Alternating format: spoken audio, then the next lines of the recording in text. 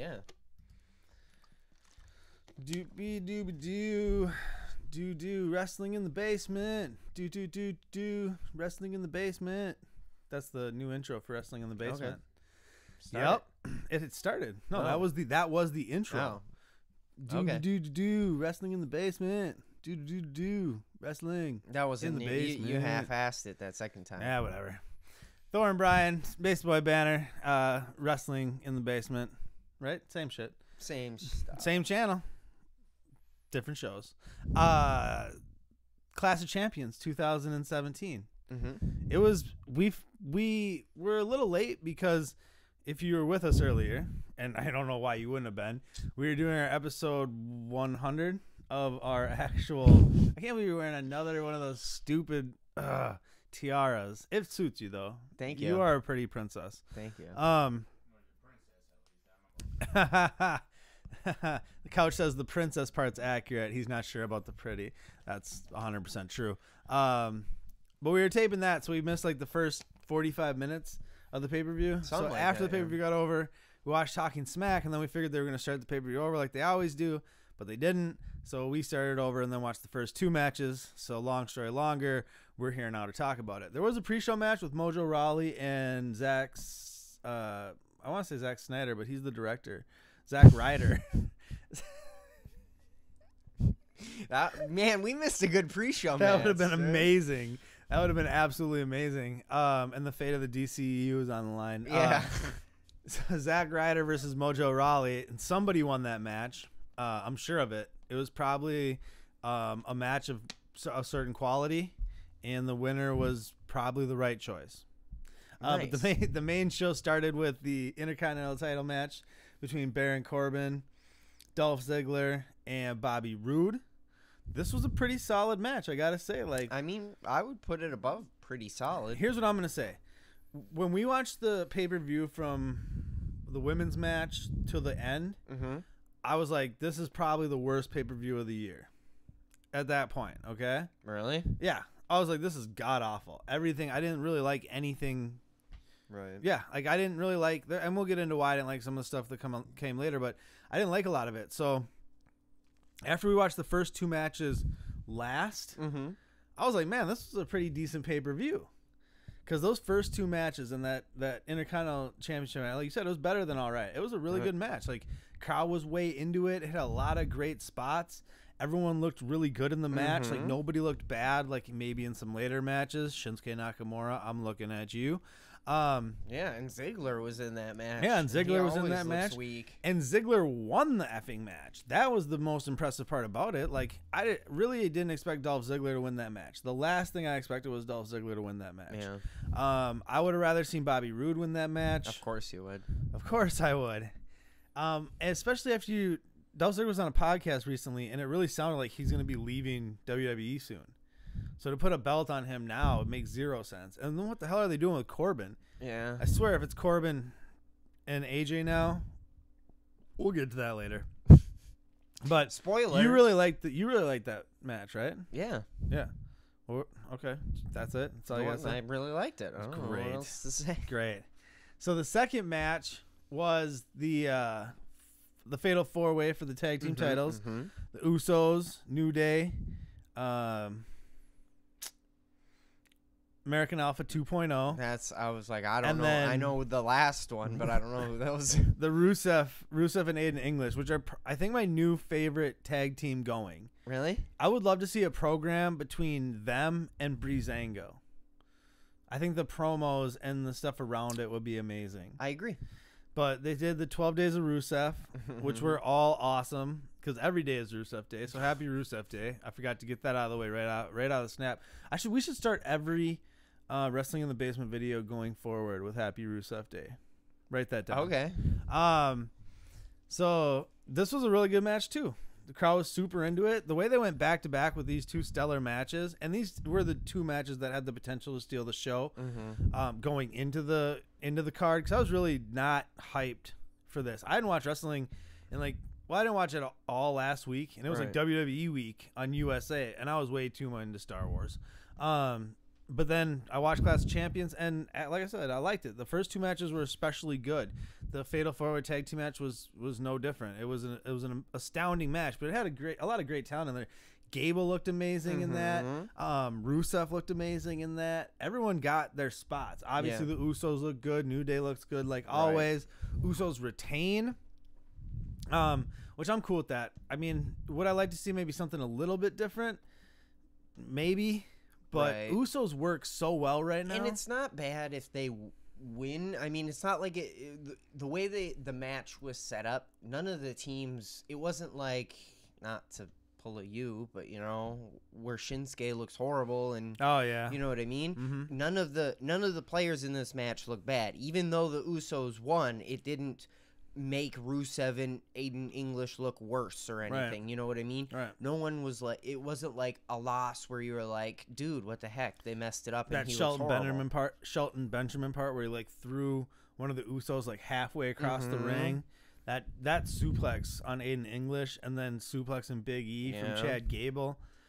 There's some spots in that. And that's what I mean. It doesn't bother me at all that the Usos, I mean, realistically, the Usos could win every single tag team match for the next year, but if they keep making everyone look this strong, it won't bother me at all. And honestly, I mean, the tag team division on SmackDown is better than what they got going on Raw right now. I'm real tired of Dean Ambrose and Seth Rollins and Sheamus and Cesaro. I'm very tired of those matches. And they're good teams, but that's... Oh, they're great. They've had some amazing matches, but I've seen it to the point of nauseam now. Right. SmackDown's refreshing their Uso New Day stuff by adding in new players and making them And they have strong. American Alpha 2.0, and they have Rusev and Aiden English, whereas like the club, which could be utilized, is best doing product sales for the WWE shop. It's, you know... I don't know. XFL might be coming back. Let's just throw that out there. I heard that. I honestly don't believe it, but we'll see. Moving on, the women's title match came next because it is Clash of Champions. So it was title match. There was only one non-title match on the card. Women's title lumberjack match came on next. This was a solid match. Not the best match that Natty and Charlotte have had. There was a lot of shenanigans, obviously, with the Lumberjacks were crazy in this one because they were pulling him out of the ring. They were beating him up. They were beating each other up to beat up the other contestants. None of them seemed like, it didn't seem like yes, there seemed like alliances, but at the same time, I like that everyone seemed like they were out for only one person. Of course they faked a Carmella cash in. That didn't happen. Charlotte wins. Duh. Let's move. Another few. Honestly, there's so much time to the Royal Rumble. They don't want to start anything new. You know what I'm saying? But God, we need to move on from some of this stuff. Let's start laying the groundwork. Let's start laying the groundwork for at least who the outside matches will be outside of the Rumble, and then start positioning everybody else for the Rumble. And God, I hope they have a women's Rumble. But if they have a women's Rumble, it has to be a 4-hour show because you're going to need at least 30 to 45 minutes for the women's Rumble, and then the men's Rumble takes at least an hour. At minimum, that's an hour. So moving on from there, we got Bludgeon Brothers versus Breezango. Your new favorite tag team, right? Bludgeon Brothers? I think so, honestly. Yeah. It was almost a glorified squash match, which I hated to see them do that to Breezango. But I understand why they needed to do it. Honestly, that's the trick with Breezango. What you like about them isn't that they're like gonna win the belt tomorrow. That's true.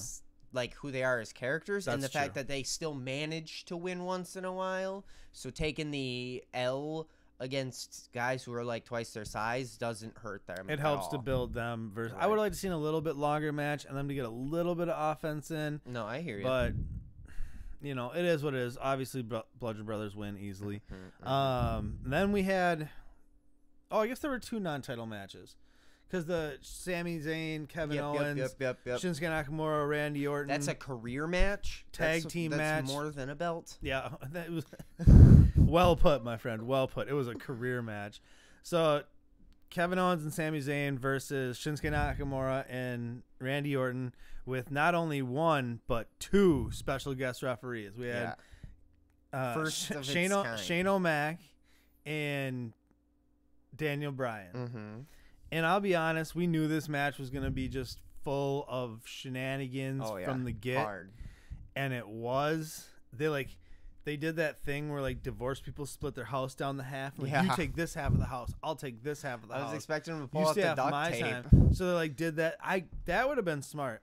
So they did that with the ring, and like Shane had one side and Daniel had the other. It didn't work really well for me. And then it less seemed like a tag team match, and it more seemed like Randy Orton versus Kevin Owens and Sami Zayn. Yeah. Shinsuke got taken out early. Didn't he get put through a table? Yes. And he had okay spots in the very beginning. In the beginning of this match. Right, very beginning. I was like, this is, everyone's looking pretty strong. This is pretty good. They sent Shinsuke through the table, and I swear, like, half the match was still left. Yep. And then it was all Orton and those two. And Orton's just, pretty much beating those two up, RKOing them. And then there's like, fake pinfall, false pinfall. Finally, Sammy gets Orton down. Did he get him with a hell of a kick? I don't know. It was Orton hit him first, with something. Though, but then when Sammy. Shane O'Mac stopped. Well, that was after. I think it was Kevin who pushed Daniel Bryan into Shane to break up Orton's count, right. Yep. That's why Shane stopped. So then Shane stops, and then Daniel Bryan gets all pissed. Mm-hmm. And then somehow then Zayn rolls up. Yep, rolls up Orton, and then Daniel Bryan fast counts, and those three pretty much skate out of there. Yep. It was weird. It was exactly kind of how I figured it was going to go. Right. And you knew Sami Zayn and Kevin Owens were going to win because there's no way they're letting firing those two. Especially in like a match. Has anyone actually ever been fired in one of those matches? Maybe. Probably. Comment. Let us know. But yeah, so that was it. It was I'd say it's disappointing. It didn't live up to the first two matches. Right. We started going. For me, we started going down in quality after the first two matches. Mm-hmm. Then we get to the main event of the night, the modern day Maharaja versus AJ Styles. And this was actually a pretty decent match. This was a good match when we're talking about like actual wrestling and stuff. Yeah, like I was gonna say quality of match, like in-ring competition here was strong. Jinder's actually pretty darn good. He's not as bad as people say he is, right. And if he's not in a championship program, I'd much rather, I'd love to see him outside of a championship program. Yes. But this match went on for a while. It still ended pretty early, like 45 minutes early, I'd say. But yeah, this was a solid match. I don't know if it was 45. I mean, 15 minutes early. Sorry, 15. It ended at 9:45, so it ended 15 minutes early. But this was a solid match with AJ retaining. Obviously, then in Talking Smack, he said in his eyes, him and Jinder, this is done. Thank God. So now we got to start laying the groundwork for what the title match will be at the Royal Rumble. It needs to be big. Early prediction for who takes on Kevin Owens, AJ Styles at Royal Rumble. Honestly, the only person who makes sense at this point is freaking Baron Corbin. But even it's not like I want Baron Corbin. Or maybe you could do Bobby Roode and have Baron Corbin feud with Ziggler for a little bit. Has Orton Orton and AJ ever had a program? Not that I can think of, but they probably had a little thing. Orton should heel turn, and I would love to see AJ versus Randy Orton. That wouldn't bother me. I'd love to see AJ versus Shinsuke, but that's a pipe dream that I'm just giving up on. Not giving up on, but I'm realistic. Like that's what I want to see, but I know it's not what I'm gonna see. You know what I mean? I hear that. Bobby Roode, I'd be up for that too, but I'm afraid we're gonna see Baron Corbin. Yeah, and that's just gonna disappoint me.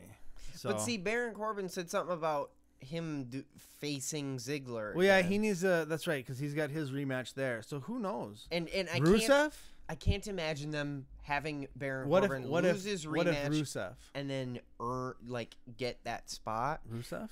I'd be totally down for Rusev, but they're pushing those guys out of tag team, right. So I don't think so.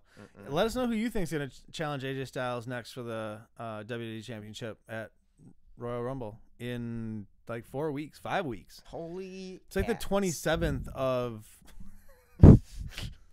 My uncle says that all the time. Holy cats. It's like the 27th of January. So, I'm Thor. That's Brian. This was Wrestling in the Basement, Clash of Champions edition. Like, share, subscribe to the YouTube channel, Based on My Banner. Check out Based on My Banner episode 100. Oh, yeah. Just got done doing that. So give that a looky-loo. See, I can say stupid things, too. And until the next video. Not cool. Deuces. Say goodbye, Brian. Bye.